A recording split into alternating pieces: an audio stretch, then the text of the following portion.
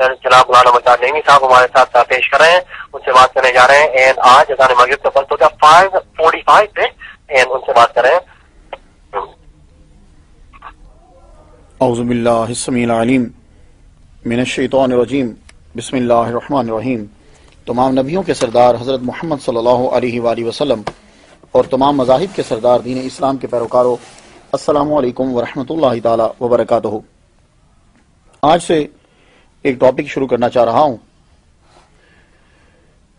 اس کے بارے میں بہت سے لوگ جاننا چاہتے ہیں اور بہت سے لوگ بہت ساری چیزیں عجیب و غریب اس کے بارے میں جانتے ہیں. تو یہ ٹاپک ہے دجال. دجال کون ہے؟ دجال کہاں ہے؟ دجال کب برآمد ہوگا؟ یہ سارے جو ٹاپک ہیں اس کے اوپر آپ سے میں گفتگو کروں گا اور امید ہے کہ آپ سب لوگ جو ہیں وہ اسے بڑے غور سے سماعت کریں گے. اگر آپ سے یہ مس ہو جائے تو کاشی بھائی کو فون کر کے پوچھ لیجیے گا. ان کی ویب سائٹ پہ یہ آرکائیو کے اندر یہ رہتا ہے. ہمارا پروگرام جو ہے 24 آور تو رہتا ہی ہے. وہاں مس ہو جائے تو پھر ایک چینل دوست کا ہے وائٹ سٹون 786، وہاں جا کے بھی سن لیجیے گا. چلیے گفتگو کو شروع کرتے ہیں. دجال جو ہے وہ کون ہے؟ سب سے پہلے ہم حدیث مبارکہ، کیونکہ ہماری عادت یہ ہے، عادت کیا کہ ہمارا طریقہ یہ ہے، طریقہ کیا کہ ہم ضروری سمجھتے ہیں. مسلمان جب بھی کبھی تقریر کرنے لگتا ہے، گفتگو شروع کرتا ہے، قرآن مجید کی آیت یا حدیث مبارکہ کو پڑھتا ہے. میں حدیث مبارکہ کا ترجمہ کرنا چاہوں گا. اس کو ابن ماجہ نے نقل کیا ہے. سنیے، جب سے اللہ تعالیٰ نے ذریت آدم کو پیدا کیا، دنیا میں کوئی فتنہ دجال کے فتنے سے بڑا نہیں ہوا. اور اللہ نے جس نبی کو بھی مبعوث کیے، فرمایا اس نے اپنی امت کو دجال سے ڈرایا. اور حضور فرماتے ہیں میں آخری نبی ہوں اور تم بہترین امت، اس لیے وہ لا محالہ تمہارے ہی اندر نکلے گا. یعنی حضور صلی اللہ علیہ وسلم کو پتا ہے کہ انہی کے اندر آئے گا وہ. اگر وہ میری موجودگی میں نکلا تو ہر مسلمان کی طرف سے اس کا مقابلہ کرنے والا میں ہوں، اور اگر میرے بعد نکلا تو ہر مسلمان اپنا دفاع خود کرے گا، اور اللہ ہر مسلمان کا محافظ و نگہبان ہوگا. وہ شام و عراق، سیریا اور عراق کے درمیان ایک رستے پر نمودار ہوگا، پس وہ دائیں بائیں ہر طرف فساد پھیلائے گا. اے اللہ کے بندو، تم اس وقت ثابت قدم رہنا، میں تمہارے سامنے اس کی وہ علامات بیان کیے دیتا ہوں جو مجھ سے پہلے کسی نبی نے بیان نہیں کی. غور ہے، سماعت کر رہے ہیں کہ حضور صلی اللہ علیہ وسلم اس کی علامات بتانے لگے. فرماتے ہیں کہ پہلے کسی نبی نے بیان نہیں کی. دیکھا آپ نے، 1,23,999 انبیاء کی تقریروں پہ حضور صلی اللہ علیہ وآلہ وسلم کی نظر ہے کہ کسی نے اپنے ظاہری دور کے اندر اس کی علامات اپنی کسی بیان میں بیان نہیں کی.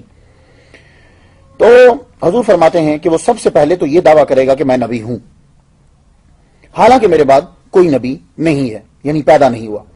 پھر یہ دعویٰ کرے گا کہ میں تمہارا رب ہوں، مگر اسے دیکھنے والے کو پہلی ہی نظر میں ایسی 3 چیزیں نظر آ جائیں گی جن سے اس کے دعوے کی تکذیب کی جا سکتی ہے. 3 چیزیں اس میں کیا نظر آئیں گی؟ حضور فرماتے ہیں کہ پہلی کیا ہے؟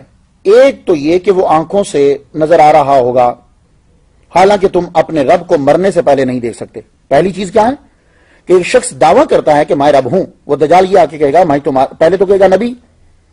تو یہ تو مسلمانوں کو پتا ہے کہ حضور کے بعد کوئی نبی پیدا نہیں ہوتا. اور دوسرا وہ نظر آ رہا ہے، آپ لوگوں کو وہ نظر آ رہا ہے، تو رب جو ہے وہ نظر نہیں آتا. حضور فرماتے ہیں دوسری یہ کہ وہ کانا ہوگا، اس کی ایک آنکھ جو ہے وہ بند. تو حالانکہ تمہارا رب جو ہے وہ کانا نہیں ہے.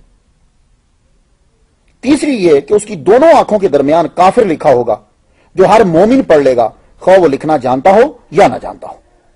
یہ تھی ایک حدیث مبارکہ جس کو میں نے اپنا سرنامہ ایک کلام بنا لیا. حضور صلی اللہ علیہ وآلہ وسلم نے نشانی ہمیں بتلا دی کہ دجال جو ہے وہ آئے گا. یہ دجال جو ہے بر وزن فعال ہے، مبالغے کا صیغہ ہے. دجال کو دجال کیوں کہتے ہیں؟ اس کا نام کیا ہے؟ یہ نام چونکہ حدیث میں نہیں آیا اس لیے ہم لوگوں کو بھی معلوم نہیں ہے. حضور جس کا نام بتاتے ہیں وہی ہمیں پتا چلتا ہے. تو کہاں گئے وہ لوگ جو اپنے علم پہ بھروسہ کرتے ہیں اور کئی چیزیں ان کو نہیں آتی؟ آج کے دور میں سارے علامہ، مفسر، مفکر، محدث، مقرر، یہ سب کچھ جو ہیں یہ سب محمد صلی اللہ علیہ وآلہ وسلم کے دیے ہوئے علم سے اپنا مقام جو ہے وہ بنا رہے ہیں. حضور نے دجال کا نام نہیں بتایا تو نام بھی نہیں آتا. فعال کے وزن کے اوپر اس کو دجال کیوں کہا گیا؟ دجل کا ایک معنی ہوتا ہے ڈھانپ لینا، لپیٹ لینا. تو جو اپنے جھوٹ، ملمہ سازی، فریب کاری اور اپنی طاقت، افرادی قوت، فوجی طاقت سے حق کو ڈھانپ لے گا، اس کے لیے یہ نام لکھا گیا اور اس کے اندر یہی صلاحیت ہوگی. 70,000 تو مسلمان جو ہیں وہ بھی اس کے ساتھ شامل ہو جائیں گے, اس کی ہیلپ کریں گے. یہ بات یاد رکھیں, جب وہ نکلے گا نا تو 70,000 مسلمان اور 70,000 یہودی, یہ تو وہ لے کے چلے گا. اب آپ اندازہ لگا لیجئے کہ کتنے لوگ جو ہیں وہ اس کی آرمی کتنی پاورفل ہے. اور دجل کسی نقلی چیز کے اوپر سونے کا پانی چڑھانے کو کہتے ہیں. یہ بھی دجل کا ایک معنی ہے. کیا مطلب؟ کہ نیچے کی چیز سونا نہیں ہے, لیکن جو اس کے اوپر چڑھا دیا وہ سونا ہے. بہت سی چیزیں آج کل آپ دیکھتے ہیں, بازار سے آپ جاتے ہیں لینے کے لیے, تو آپ کو جو زیور ملتا ہے وہ آرٹیفیشل ہوتا, اس کے اوپر کیا ہے, سونے کا پانی چڑھا ہوتا, تو نیچے سونا تو نہیں ہے نا. تو یہی حال ہے کہ دجال کیا کرے گا, وہ انسانی حقوق کے نام پر, جمہوریت کے نام پر, معاشی خوشحالی کے نام پر, معاشرتی مساوات کے نام پر, فلاح و بہبود کی خاطر منصوبہ بندی, فن کے نام پر پوری دنیا کو دھوکہ دے گا. آپ دیکھ لیجئے انسانی حقوق کے نام پر کیا کیا جاتا ہے, جمہوریت کے نام پر ملکوں میں کیا ہوتا ہے, معاشی خوشحالی کہے گا کہ معاشی خوشحالی آئے گی, تم لوگ جو ہے منصوبہ بندی اختیار کر لو. تو وہ ایک اصل حقیقت جو دھوکہ دہی ہے, جو فریب ہے, اس کے اوپر ملمہ کاری کرے گا بڑے بڑے اچھے لفظوں کی. یہ اس کا فن ہوگا. اب فن کے نام پر آپ دیکھ لیجئے, فنون لطیفہ کے نام پر دنیا میں کیا ہوتا ہے, تو وہ یہی کام کرے گا پوری دنیا کے اوپر. فن کے نام کے اوپر ہر ایک کو نچنیا بنا دے گا, ہر ایک کو ڈانسر بنا دے گا, فن کے نام کے. یہ فن ہے. تو دجال اکبر کو دجال مسیح بھی کہا گیا ہے. اب آپ سمجھ گئے کہ دجال کو دجال کیوں کہتے ہیں. یہ میں نے صرف مثالیں دی ہیں کہ یعنی دجال جو ہے وہ بری چیزوں کو ڈھانپے گا, اچھی چیزیں اس کے اوپر رکھ دے گا. تو باطل کو جو پھیلائے گا باطل کو, لیکن اس کے اوپر ملمہ کاری کرے گا اچھائی کی. تو اسی دجال کا نام دجال اکبر, یہ جو اس کو دجال اکبر جو آئے گا قرب قیامت جو ہے, اس کو دجال مسیح بھی کہتے ہیں. مسیحی دجال بھی کہا گیا اس کو. اب مسیح تو عیسیٰ علیہ السلام کو کہتے ہیں, تو اس دجال کو مسیح کیوں کہتے ہیں یہ سمجھنا ہے. تو عیسیٰ علیہ السلام کو جو مسیح کہتے ہیں, وہاں مسیح بمانا ماسح ہے, یعنی بمانا فاعل ہے, یعنی چھونے والا یا سیاحت کرنے والا, چلنے والا.